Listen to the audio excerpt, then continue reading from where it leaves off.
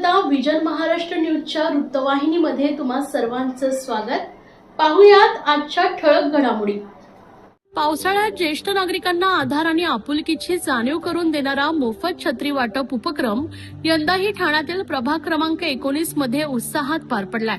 महाराष्ट्र राज्याचे उपमुख्यमंत्री तथा शिवसेनेचे मुख्य नेते एकनाथ शिंदे यांच्या मार्गदर्शनाखाली खासदार नरेश मस्के आणि आमदार रवींद्र फाटक यांच्या नेतृत्वाखाली शिवसेनेचे नगरसेवक विकास रेपाळे व नगरसेविका नम्रता भोसले जाधव यांच्या पुढाकाराने हा उपक्रम आयोजित करण्यात आला। गेल्या 14 वर्षापासून सामाजिक बांधिलकी जपत सातत्यानं राबवण्यात येणाऱ्या या उपक्रमाला यंदाही प्रभागातील विविध भागातील ज्येष्ठ नागरिकांनी उत्स्फूर्त प्रतिसाद दिलाय। पावसाळ्यात उपयुक्त ठरणारी छत्री भेट म्हणून स्वीकारताना अनेक ज्येष्ठांनी आयोजकांप्रती समाधान व्यक्त केलंय। या कार्यक्रमास नवनिर्वाचित विधान परिषद आमदार रवींद्र फाटक, शिवसेना सचिव नगरसेवक राम रेपाळे, महिला आघाडी संघटिका मीनाक्षी शिंदे, नगरसेवक मनोज शिंदे, परिवहन समितीचे सभापती विलास जोशी, ज्येष्ठ नागरिक संघाचे सदस्य तसेच शिवसेनेचे पदाधिकारी कार्यकर्ते मोठ्या संख्येने उपस्थित होते। यावेळी उपस्थित मान्यवरांनी नगरसेवक विकास रेपाळे व नगरसेविका नम्रता भोसले जाधव यांच्या सातत्यपूर्ण समाजाभिमुख कार्याचं कौतुक केलंय। तसेच ज्येष्ठ नागरिकांच्या आशीर्वादाने महाराष्ट्राच्या मुख्यमंत्रीपदी पुन्हा एकदा एकनाथ शिंदे विराजमान होतील असा विश्वासही व्यक्त करण्यात आलाय। कार्यक्रमाच्या शेवटी उपस्थित ज्येष्ठ नागरिकांनी आयोजकांचे आभार मानत हा उपक्रम केवळ छत्री वाटपाचा नसून समाजातील ज्येष्ठाविषयींचा सन्मान आणि आपुलकी जपणारा उपक्रम असल्याची भावना व्यक्त केली आहे। पण हे 14 वर्ष विकास रेपाळे आणि नम्रता भोसले दरवर्षी छत्री वाटप करतात ज्येष्ठ लोकांना। मला वाटतं हजारोच्या लोकांनी ज्येष्ठ नागरिक आलेले आहेत आणि हा मोठा उपक्रम मला वाटतं ठाणे शहरामध्ये विकास रेपाळेच्या माध्यमातून केला जातो, म्हणून दोघांचं खास करून मी अभिनंदन करेन। साहेब, खरं तर भाषणामध्ये उल्लेख पाहायला मिळाला की राज्याच्या मुख्यमंत्रीपदी पुन्हा एकदा शिंदे साहेब खरं तर येतील असं बघताय। ठाण्याच्या सर्वच जनतेला आमच्या पण मनात इच्छा आहे की साहेब पुन्हा मुख्यमंत्री व्हावे। सगळ्यांच्या मनाच्या इच्छा आहेत त्या योग्य वेळी निर्णय होईल। गेली 14 वर्ष सलग प्रभागामध्ये ज्येष्ठ नागरिकांना छत्री वाटप करण्यात येतं। मला असं वाटतं छत्री हा प्रत्येक जण घेऊ शकतो, परंतु हे छत्रीरूपी एक स्नेह आहे आणि या ज्येष्ठांचं मायेचं छत्र हे कायम आमच्यावर असतं। मग त्या निवडणुका असोत नसोत, कायम अगदी घरातल्या मुलाप्रमाणे घरातल्या सदस्याप्रमाणे हे ज्येष्ठ नागरिक आम्हाला प्रेम देत असतात आणि कुठेतरी एक मायेची परतफेड, मी परतफेड म्हणणार नाही त्याला, परंतु एक कुठेतरी आपला एक मायेचा ओलावा असावा आणि तो एक आमच्यामधलं एक बॉन्डिंग आहे वेगळं सिनियर सिटीजन्स मध्ये आणि आमच्यामध्ये। म्हणून हा कार्यक्रम दरवर्षी करण्यात येतो। त्या निमित्ताने सगळ्यांना भेटता येतं। अनेकदा घरातून बाहेर न पडणारे सिनियर सिटीजन पण या कार्यक्रमाकरता बाहेर पडतात। त्यामुळे एक म्हणतात ना, एक सामाजिक बांधिलकी जपत त्यांच्यावर असलेलं प्रेम आणि ते माझ्यावर करत असलेलं प्रेम हाचा एक हा सोहळा आहे। छत्री वाटपाचा कार्यक्रम आहे। जर पाहायला गेलं तर निवडणुकीच्या तोंडावर अनेक छत्र्या उगवतात, बंद होतात, मात्र आपण सातत्याने हा कार्यक्रम असेल विविध उपक्रम आपण चालू ठेवले निवडणुकीच्या आधी देखील आणि नंतर देखील। याच्याकडे कसं पाहता? तुम्हाला डिजिटल मीडियाला जास्त माहिती आहे की कुठल्या छत्र्या उगवतात आणि कुठल्या निवडणुकीच्या काळात उगवल्या आणि कुठल्या 6 महिने अगोदर उगवल्या आणि कुठल्या बंद पण झाल्या। त्यामुळे आता तो काय आमचा काय 365 दिवस अगदी अविरतपणे चालू असलेला हा समाजसेवेचा एक यज्ञ आहे। आदरणीय नामदार एकनाथजी शिंदे साहेब यांच्या मार्गदर्शनाखाली हा समाजसेवेचा यज्ञ अविरत हा असं सुरूच आहे। आम्हाला काही निवडणुका बघून आम्ही कुठली समाजसेवेची कामं करत नाही। छत्र्या उगवल्या बंद झाल्या, आमची छत्री मात्र कायम आहे आणि शिवसेनेची छत्री आणि शिवसेनेवर मायेचं छत्र हे सगळ्या ज्येष्ठ नागरिकांचं आहे। च्या व्यवसायासाठी खेळते भांडवल, क्षमता विस्तार, आधुनिकीकरण आणि यंत्रसामग्री खरेदीसाठी विश्वसनीय ओव्हरड्राफ्ट सुविधा, कर्ज मर्यादा 7 कोटींपर्यंत, जलद मंजुरी, 120 महिन्यांचा परतफेडीचा कालावधी, TJSB ODS drop against property, TJSB सहकारी बँक लिमिटेड, भरोसे का बैंक, भविष्य का बैंक। जुना वादाच्या कारणातून शेरडायगर येथे राहणाऱ्या फैज सुलतान मालीम, अल्बान सुलतान मालीम या 2 भावांनी अमन मुस्तकी शेख या 23 वर्ष इस्माची हत्या केली। हत्या केल्यानंतर त्याचे मुंडके धडापासून वेगळं करण्यात आलंय आणि त्याचे दोन्ही हात तोडून त्याचे प्रेत निर्जन स्थळी टाकून दिलंय। हत्या करतानाचा व्हिडिओ सुद्धा काढण्यात आलाय। या प्रकरणाची माहिती गुन्हे शाखा युनिट 4 चे पोलीस निरीक्षक राजेश गज्जल यांना गुप्त बातमीदाराकडून मिळाली। त्या अनुषंगाने पोलीस उपायुक्त अमरसिंह जाधव, सहाय्यक पोलीस आयुक्त शेखर बागडे यांना या घटनेची माहिती देऊन त्यांच्या मार्गदर्शनाखाली तपास करून फैज आणि अल्मान या 2 आरोपींना ताब्यात घेऊन त्यांची सखोल चौकशी केली असता त्यांनी 13 मार्च 2026 रोजी अमन शेख या इसमाचा खून केल्याचं कबूल केलंय. या आरोपींनी माहिती देताना दिनांक 13 मार्च 2026 रोजी रात्री 9 वाजता अमन शेख याला श्रीलंका एरिया मुंब्रा या परिसरातून रिक्षामध्ये घालून त्यास निर्जन ठिकाणी नेऊन त्याचा धारदार चाकूने गळा चिरून जीवेठार मारून मैताची ओळख पटू नये म्हणून प्रेताचे मुंडके दडापासून वेगळे करून खर्डीगाव येथे टाकून दोन्ही हात कापून उर्वरित प्रेताचे भाग निर्जन स्थळी टाकून दिलेत. तसेच मयत यास ठार मारताना आरोपी यांनी त्याचे मोबाईलमध्ये व्हिडिओ शूटिंगही केली होती. तो मोबाईल पोलिसांनी जप्त केलाय. अटक आरोपी फैज सुलतान मालिन याच्यावर यापूर्वी देखील एका अल्पवयीन मुलाची हत्या करण्याचा गुन्हा दाखल करण्यात आलाय. मुंब्रा पोलीस ठाणे यांनी 363, 302, 323 तर 324 प्रमाणे गुन्हे दाखल केले आहेत.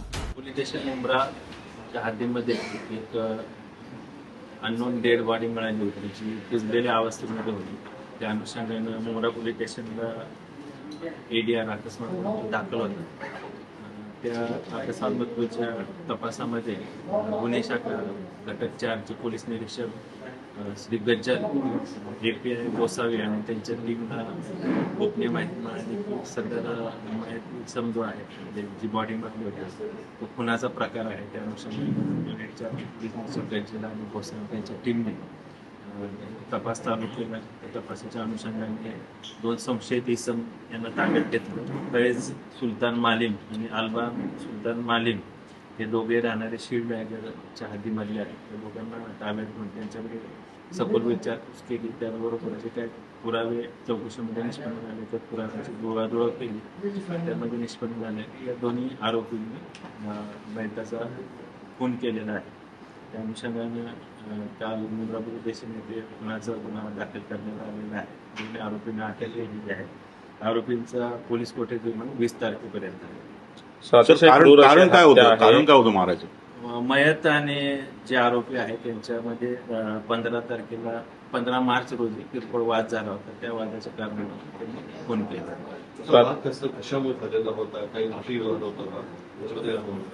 वाद त्यांचा किरकोळच झाला होता, परंतु यामध्ये विशेषत्वाने जो मयत इसम आहे अमन शेखवर यापूर्वी 2 मोटरसायकल चोरीचे गुन्हे दाखल आहेत. त्याचबरोबर आरोपी फैजान सुलतान मालिम त्याच्यावर देखील 2 गुन्हे दाखल आहेत. मुंब्रा पोलीस स्टेशन येथे खुनाचा पूर्वी गुन्हा दाखल आहे.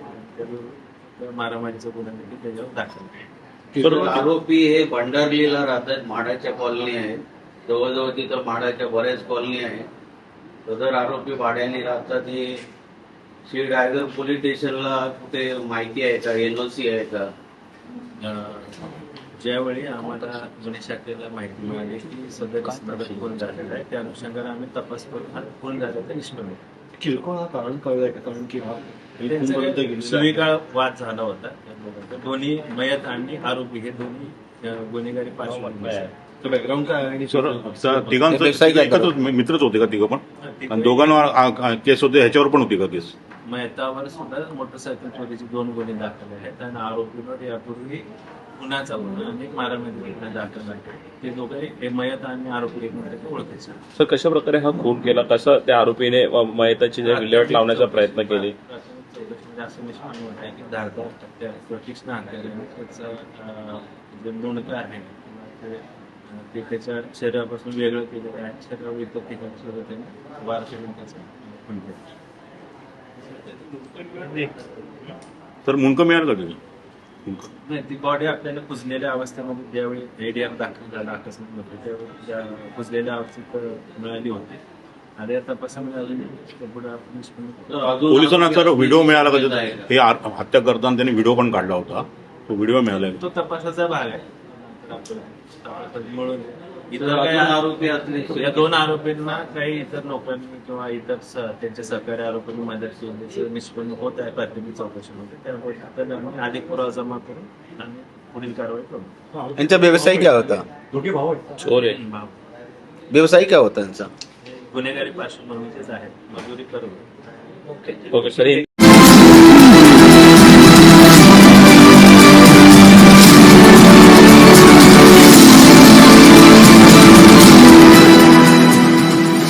नागरिकांच्या समस्या केवळ ऐकून न घेता त्या प्रत्यक्ष मार्गी लावण्याच्या उद्देशाने ठाण्यातील आनंद आश्रम येथे सुरू असलेल्या शिवसेनेच्या जनता दरबारातून आता ठाणे महापालिकेतील प्रलंबित प्रश्नांनाही गती देण्याचे प्रयत्न सुरू झालेत. याच पार्श्वभूमीवर माजी महापौर अशोक वैती आणि माजी उपमहापौर राजेंद्र साप्ते यांनी सभागृह नेते हनुमंत जगदाळे यांची भेट घेऊन विविध प्रलंबित प्रस्तावांचा पाठपुरावा केलाय. राज्याचे उपमुख्यमंत्री एकनाथ शिंदे यांच्या मार्गदर्शनाखाली सुरू असलेल्या जनता दरबारात ठाण्यासह विविध भागातील नागरिक आपल्या अडचणी मांडतायत. माजी महापौर अशोक वैती, माजी उपमहापौर राजेंद्र साप्ते, माजी नगरसेवक मनोज शिंदे आणि अन्य पदाधिकाऱ्यांच्या नेतृत्वाखाली या उपक्रमातून अनेक प्रश्नांवर तातडीने कार्यवाही करण्यात येते.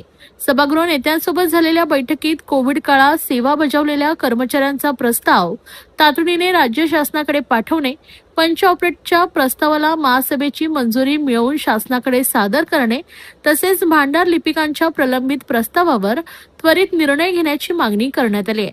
याशिवाय विस्थापितांच्या पुनर्वसनासंदर्भातील प्रस्तावांवर सहाय्यक आयुक्तांशी समन्वय साधून आयुक्तांची मंजुरी मिळवणे तसेच नागरिकांच्या मालमत्ता कराशी संबंधित तक्रारींचं त्वरित निराकरण करण्याबाबतही प्रशासनाचं लक्ष वेधण्यात आलंय. या बैठकीला शिवसेनेचे गटनेते पवन कदम, माजी नगरसेवक जनार्दन खेतले, ॲडव्होकेट संगारे आणि संबंधित अधिकारी उपस्थित होते. नागरिकांच्या प्रलंबित प्रश्नांवर जलद कार्यवाही व्हावी यासाठी जनता दरबारातून प्रशासनावर सातत्यानं पाठपुरावा सुरू राहणार असल्याचं पदाधिकाऱ्यांनी स्पष्ट केलंय. या संदर्भात सभागृह नेते हनुमंत जगदाळे व माजी महापौर अशोक वैती यांनी प्रसार माध्यमांशी संवाद साधला. पाहुयात. जनता दरबारमध्ये बऱ्याचशा तक्रारी होत्या आणि काही प्रश्न प्रलंबित होते. ह्या संदर्भात आज या ठिकाणी जगदाळे साहेब यांच्या आपण बैठक लावली होती. बरेचसे प्रश्न जगदाळे साहेबांनी समजून घेतले आणि प्रत्यक्ष अधिकाऱ्यांना बोलून आज मला वाटतं बऱ्यापैकी प्रश्न सुटले आहेत असं मला वाटतं. तर कर्मचाऱ्यांसंदर्भातला विषय होता, कोविड काळातल्या मुलांच्या संदर्भात होता, त्याच्यानंतर काही टॅक्स संदर्भातला होता, काही विस्थापितांचं पुनर्वसन होतं, त्याच्यानंतर कायमस्वरूपी नोकरी चतुर्थ श्रेणीतले कर्मचारी यांना वारसानी जे हे आहेत ते घेण्यासंदर्भातले विषय होते. आज जगदाळे साहेबांची तर सोयीस्कर चर्चा झाली आणि त्यांनी प्रत्येक अधिकाऱ्याला बोलून तशा प्रकारच्या सूचना दिलेल्या आहेत. आपल्या सर्वांना माहीत असेल, ठाणे शहरातल्या सर्वसामान्य नागरिकांचे प्रश्न हे दिघे साहेबांच्या काळापासून त्या ठिकाणी आनंदाश्रमामध्ये सोडवले जात होते आणि ठाण्यातला सर्वसामान्य नागरिक एक विश्वासाने त्या ठिकाणी येऊन निश्चित प्रकारे दिघे साहेबांच्याकडे त्या अडचणी मांडत होते आणि त्याच पद्धतीनं आज शिंदे साहेबांच्या नेतृत्वाखाली अशोकजी वैती, आमचा राजू, या सगळी मंडळी त्या ठिकाणी आठवड्यातून 1-2 वेळा त्या ठिकाणी बसतात आणि एक प्रथेप्रमाणे सर्वसामान्य माणसांचे प्रश्न ठाण्यामध्ये कुठे सोडवले जातात तर ते निश्चित प्रकारे त्या आनंद आश्रमामध्ये सोडवले जातात. अशा प्रकारचा मेसेज एक ठाणे शहरातील सर्व नागरिकांच्याकडे आहे आणि त्या दृष्टिकोनातून नेहमी आठवड्यातनं त्या ठिकाणी बसून असणारे प्रश्न त्या ठिकाणी घेऊन आज अशोक वैती, राजेंद्र साप्ते आणि ही मंडळी माझ्याकडे आल्यानंतर संबंधित अधिकाऱ्यांशी बसून प्रत्येक विषयानिहाय चर्चा केली आणि त्या विषयामध्ये कामगारांचे प्रश्न असतील, काही लोकांच्या घराचा प्रश्न असतो, शेवटी ठाणे शहरामध्ये राहणारा सर्वसामान्य नागरिक आणि त्याचं हित जपण्याचं काम गेली अनेक दशकं शिवसेनेच्या वतीने होत असतं. त्याच दृष्टिकोनातून आम्ही आज संबंधित अधिकाऱ्यांना या ठिकाणी बोलावून घेतलं आणि जे प्रश्न सोडवण्यासारखे आहेत ते प्रश्न निश्चित प्रकारे सोडवण्याच्या सूचना दिलेल्या आहेत. काही प्रश्न माननीय आयुक्तांच्या स्तरावर सुटण्यासारखे आहेत, ते माननीय आयुक्तांची सुद्धा बोलून त्या प्रश्नाची सुद्धा उकल करून नागरिकांना दिलासा देण्याचं काम हे निश्चित प्रकारे आम्ही करणार आहोत. शेवटी हे सरकार, ही सत्ता ही सर्वसामान्य नागरिकांसाठी आहे हे शिंदे साहेबांचं सातत्याने म्हणणं असतं आणि त्या दृष्टिकोनातून आम्ही प्रयत्न करतोय. निश्चित प्रकारे अशोकजी वैती असतील, राजेंद्र साप्ते असतील, हे नेहमीप्रमाणे त्या ठिकाणावर सर्वसामान्य नागरिकांचे व्यथा जाणून घेतात. त्याबद्दल प्रथम मी त्यांना धन्यवाद देतो आणि अशाच प्रकारचं कार्य शहरातल्या सर्वसामान्य नागरिकांचे प्रश्न सोडवण्यासाठी आपण बांधील आहोत. अशाच प्रकारच्या निश्चित प्रकारे जे काही सूचना असतील, जे प्रश्न प्रलंबित असतील ते सोडवण्यासाठी आम्ही कटिबद्ध आहोत. त्या दृष्टिकोनातून आम्ही प्रयत्न करत आहोत. या होत्या आजच्या ठळक घडामोडी. अशाच राजकीय, सांस्कृतिक, क्रीडा क्षेत्रातील बातम्या पाहण्यासाठी पाहत रहा विजन महाराष्ट्र न्यूज ही वृत्तवाहिनी. विजन महाराष्ट्र न्यूजच्या फेसबुक चॅनलला व युट्यूब चॅनलला फॉलो आणि सबस्क्राईब करा. धन्यवाद.